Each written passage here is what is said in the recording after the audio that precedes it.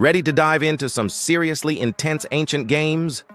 These top 5 will make Squid Game seem like a stroll in the park. Number 5. Mayan Poker Talk. The Mayans were a highly advanced civilization in pre-Columbian America. They were known for their spectacular architecture, their art, their calendar system, their mathematics, and their brutal games. Poker Talk was played by 2 teams of 3, with the objective of getting a ball through a stone hoop suspended from 2 trees. But the catch was if you lost, you were sacrificed to the gods. Archaeologists have found evidence of human sacrifice dating back to 1400 BC in the Yucatan Peninsula. It's safe to say this game was no children's game. Number 4. Roman Nomachia. Imagine the Roman Colosseum. But instead of being surrounded by spectators, you're trapped in the middle of an actual naval battle. That was the experience for thousands of soldiers and slaves who fought in the Roman game of Nomachia. These men would board ships and fight it out in flooded colosseums. The only way to win was to sink your opponent's ship or capture it. Of course, this often resulted in the death or drowning of many participants. Historians believe that over 2,000 people could die during one of these naval battles. Number 3. Viking Knatker.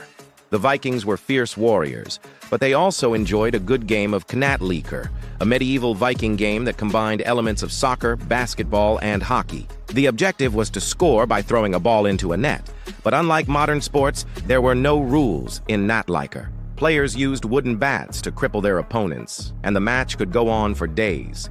If you didn't have enough men to form a team, you could even sacrifice animals to be your teammates. Number 2. Egyptian Hounds and Jackals.